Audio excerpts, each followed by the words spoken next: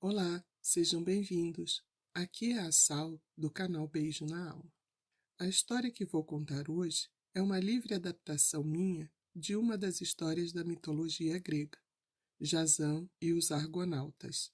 Espero que ela possa ajudar você a dormir. Não escute se estiver dirigindo ou operando máquinas pesadas. Antes da história começar, se inscreva, curta, compartilhe e deixe seu comentário do que achou ou com sugestões de novas histórias. Encontre um lugar que você possa deitar e adormecer de forma confortável. Respire fundo algumas vezes. Sinta a tensão do dia ir embora, seu corpo se acomodando no lugar que escolheu. Aqui e agora não há obrigações ou lista de tarefas. Deixe seus olhos fecharem e preste atenção na história e no som da minha voz. Vamos começar a história de Jasão e os Argonautas, que se inicia com a história de seus pais. Esão era livre e passava seus dias vagando pelos prados de Tessália. Ele se sentia energizado pela beleza que só a natureza podia proporcionar. Se sentia maravilhado pela altura e imponência dos penhascos e das faces rochosas, e adorava sentir a brisa enquanto pétalas de flores e folhas eram carregadas pelo vento. Desde pequeno, Esão sentia que seu futuro seria brilhante, pois o mundo ao seu redor estava repleto de possibilidades. Mas seu meio-irmão Pélias era muito ambicioso e desejava muito o poder que viria sendo o rei de Ioco. E para isso, usou de todas as formas que conhecia para afastar as pessoas de seu caminho. Pélias baniu todos os seus irmãos para territórios distantes, onde seriam incapazes de interferir com sua necessidade de poder. Mas ele não confiava que Esão, seu meio-irmão, ficaria longe de Tessália. Então decidiu manter Esão perto dele e vigiá-lo atentamente. Uma noite, em que o luar iluminava sua cama, Esão foi acordado pelo seu meio-irmão, que estava acompanhado por guardas. Pélias estava muito sério e disse que seria o rei. Esão, já há bastante tempo, desconfiava que esse era o plano de seu meio-irmão e se viu preso pelos guardas e arrastado pelos braços para as cavernas que estavam sob a cidade, onde ele viveria o resto de sua vida. Embora tenha vivido anos nessa prisão, Esão não estava sozinho. Muitos usavam as cavernas como refúgio contra a ira de Pélias, e a prisão acabou se tornando uma cidade escondida. As cavernas tinham paredes de granito que eram cobertas por um espesso tapete de musgo, e o sol entrava fracamente com sua luz em alguns pontos dos corredores. O cheiro era de musgo, barro e sal, pois o mar de Ioco entrava em suas fendas e deixava um revigorante aroma em seu interior. Mesmo estando banido e enfrentando as dificuldades, Esão construiu uma vida para si e acabou conhecendo uma pessoa que se tornou muito importante para ele, alguém que iluminou sua vida tão sombria. Seu nome era Alcimedes, e ela era uma luz de esperança na escuridão da caverna. No seu primeiro encontro com Alcimedes, Esão ficou surpreso como as palavras vieram facilmente à sua boca e como se sentiu conectado com a moça, de uma maneira que nunca havia imaginado. Era como um encontro de almas que estiveram perdidas e agora se acharam. Com todo esse encantamento, não demorou para que os dois se casassem em uma pequena cerimônia nas cavernas, acreditando em seus corações que havia bondade dos deuses e das deusas da Grécia para eles. Alcimedes e Esão estavam muito felizes e cheios de amor quando seu filho veio ao mundo. Eles o chamaram de Jasão e achavam que o menino era um milagre depois de tanto sofrimento. Mas mesmo com toda a alegria que o nascimento provocara, os pais de Jasão estavam com medo de Pélias, pois sabiam que se o rei descobrisse a existência do menino, o mataria para não ter um potencial herdeiro para seu reino. Assim que Pélias descobriu que Esão tinha tido um filho, foi para as cavernas para confirmar a notícia. Mas o que viu quando chegou foram Alcimedes e Esão rodeados por mulheres, chorando a perda da criança. Pélias ficou muito feliz com essa notícia, pois não haveria ameaça ao seu trono. Os pais de Jazão sabiam que a mentira que contaram sobre a morte do filho logo seria descoberta, e que o menino ainda continuava em perigo e que, apesar de ser uma criança que eles amavam demais, não poderia ser criado nas cavernas. Na manhã seguinte, logo ao pôr do sol, Alcimedes levou o filho para uma das saídas da caverna que dava para o oceano. Ao ver a beleza do sol refletido no oceano, a mãe sentiu esperanças em relação ao futuro de seu amado filho. Quiron, um centauro, esperava pela família na beira da água. Ele era conhecido por ser o mais sábio e o mais justo. Alcimedes conseguiu diminuir a dor de desistir de seu filho, sabendo que seria criado por alguém como o centauro, que transmitiria bondade e conhecimento para o menino. Quiron era conhecido como uma boa figura paterna e já educara muitos jovens ao longo da história. O centauro pegou Jazão e prometeu aos pais que durante esse período o menino permaneceria seguro e, na hora certa, estaria pronto para voltar a viver com os pais. Quiron colocou Jazão em suas costas e partiu, esperando que o menino chorasse com a falta de seus pais. Ele não fez nenhum som durante todo o caminho. Jazão se distraiu, olhando as nuvens, as árvores e os animais. Era como se o bebê soubesse que essa jornada e o afastamento de seus pais era o certo para ele e para seu futuro. A casa de Quiron era no alto de uma montanha e do tipo que muitas pessoas sonhavam ter. Jazão passou sua infância nessa linda e feliz casa, acordando pela manhã com os sons dos pássaros, lavando-se no rio e vagando pelos campos.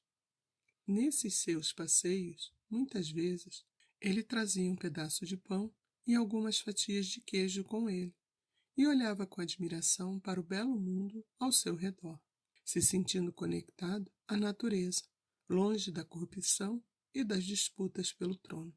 Quiron sentava com todos os seus alunos ao meio-dia e ensinava sobre sobrevivência, culinária, arte, música, combate, política e filosofia, todos os assuntos que eles precisavam saber sobre o mundo. E seus alunos, e principalmente Jazão, ficavam maravilhados com tanta sabedoria. Mas embora a infância de Jazão fosse perfeita, cheia de conhecimento, exploração, aceitação e compreensão, ele entrou na idade adulta e não poderia estar mais preparado para o que estava por vir. Jazão sabia que seu pai Esão era o herdeiro do trono de Iou e que um dia poderia reivindicar para si mesmo esse trono e restaurar o nome do seu pai. Jazão já era adulto, forte e sábio o suficiente, e havia se provado em várias batalhas, tarefas e provações, e não era possível para Quiron mantê-lo escondido por mais tempo. Pélias, o tio de Jazão, mesmo acreditando que ele estava morto desde bebê, ainda tinha muitos receios de que alguém viria tomar seu trono. Ele já não era tão jovem e não poderia ou queria lutar para manter seu trono. Para se acalmar, ele chamou uma vidente que dissesse que estava certo em se preocupar. A vidente estava sentada diante dele, envolta em uma longa túnica roxa com um olhar sério em seus olhos. Era possível até sentir a energia mística que emanava dela. Com seus olhos fechados, a vidente se concentrou nas mensagens do passado e futuro e as repetiu a Pélias. O aviso era sobre um homem que usava uma sandália. Essas palavras não o fizeram feliz e confirmaram seus medos, mas era algo que poderia servir de guia para o que estava vindo. E para se proteger, ele avisou aos seus guardas e confidentes que observassem a chegada desse homem. Jazão decidiu retornar a Iolco e tentar seu destino, mas o caminho até sua terra natal era desafiador. Próximo à cidade, ele se viu diante de um rio muito rápido e violento, a ponto de molhar sua capa e cabelo com seus respingos. Apesar do perigo que o rio apresentava, Jazão poderia atravessá-lo facilmente, mas uma velha com bengala parada na margem do rio chamou sua atenção. Ele sentiu que não poderia partir para Iolco e deixar a velhinha sem ajuda. Ele pegou a mulher em seus braços e a carregou através do rio, sentindo o frio gelado da água batendo em suas pernas. Quando chegou na outra margem do rio, Jazão percebeu que havia perdido uma de suas sandálias durante a travessia. A velha ficou muito grata por ter conseguido atravessar o rio e lamentou que o rapaz houvesse perdido sua sandália. Mas Jazão respondeu que não importava e que poderia ter perdido a sandália de qualquer forma, pois andara bastante e ela já estava gasta. Subitamente, um brilho dourado cercou Jazão, fazendo com que ele protegesse seus olhos dessa luz intensa. Quando finalmente ele se sentiu confortável para abrir os olhos, ele percebeu que a velha era, na verdade, a deusa Hera disfarçada. Uma onda de calor cobriu o jovem quando Hera o abençoou por sua gentileza, paciência e bondade, e que, em sua jornada futura, ele precisaria dessa bênção. Após esse encontro com Hera, Jazão seguiu em direção a Iolco, se sentindo fortalecido. E mesmo só com um pé calçado por uma sandália, não se importou, e entrou na cidade que deveria ter sido governada por seu pai e agora por ele. Os guardas avistaram Jazão logo que ele entrou na cidade, e pensaram que ele era diferente, que era aquele que a vidente avisara Pélias, e foram correndo contar ao rei. Pélias já estava se preparando há algum tempo e havia encontrado uma solução bastante interessante para seu problema. Jazão foi direto para a sala do trono avisar a Pélias que era filho de Ezão e o legítimo herdeiro do trono, e sua intenção era se tornar rei imediatamente. Pélias sabia que não podia negar o direito de Jazão ao trono e que para ele reivindicar o trono era necessário que recuperasse o velocino de ouro. O velocino de ouro era um item muito procurado na Grécia Antiga. Era uma peça dourada, feita da lã de um carneiro alado, chamado crisomalo, e brilhava com meadas emaranhadas de ouro. O velocino representava poder, realeza e fama na Grécia Antiga, e só um verdadeiro rei o possuiria. O problema era que a peça estava numa terra muito distante e cheia de perigos pelo caminho, e pertencia ao rei de Cólquida, que não deixaria levar o velocino sem luta. Mas Jazão queria o trono tanto para si mesmo, como para corrigir o erro feito a seu pai tempos atrás. E para isso reuniu Heracles, Orfeu e Acasto, uma equipe de heróis que eram conhecidos em toda a Grécia por sua força, seus atos nobres e seu poder. Juntos iniciaram sua jornada a bordo do melhor navio construído, o Argo, e passaram a se chamar de Argonautas. No dia da partida, eles deram adeus às pessoas que estavam na beira da praia e se prepararam para enfrentar um mar cheio de magia, mistério e lutas. Jazão não estava com medo. Ele confiava nos ensinamentos que Quiron passara para ele e na sua vontade de recuperar o trono. Os argonautas tiveram várias aventuras e paradas antes de chegar em Cólquida. Durante um tempo, eles se estabeleceram na ilha de Lemos, onde as mulheres eram abandonadas por seus maridos. As mulheres ficaram encantadas com a presença deles. Os homens apreciaram a companhia das mulheres e geraram várias crianças. Heracles não participou desse comportamento e insistiu que os heróis continuassem a jornada para encontrar Cólquida, não importando o que custasse. Mais uma vez, partindo em busca do velocino e deixando a ilha de mulheres para trás, os heróis se encontraram na corte de Fineus. O homem fora amaldiçoado por Zeus com Hárpias, que eram metade humanas e metade pássaros. Elas roubavam qualquer comida que chegasse às suas mãos, e o pobre homem estava morrendo de fome. Com pena da situação que Fineus passava, Jasão e seus heróis mataram todas as arpias, permitindo que ele comesse e ficasse bem novamente. Grato pela ajuda, Fineus revelou o segredo de uma única passagem para a costa do Mar Negro, onde Cólquida estava localizada. A passagem eram as rochas chocantes, que formavam um canal natural que levavam ao Mar Negro. Essas duas rochas maciças colidiam uma com a outra sempre que um navio passasse entre elas. O segredo revelado por Fineus para passar pelas rochas chocantes era soltar uma pomba. Se a ave conseguisse atravessar as rochas, eles deveriam segui-la rapidamente e também passar. Mas se a pomba não conseguisse, eles não conseguiriam também.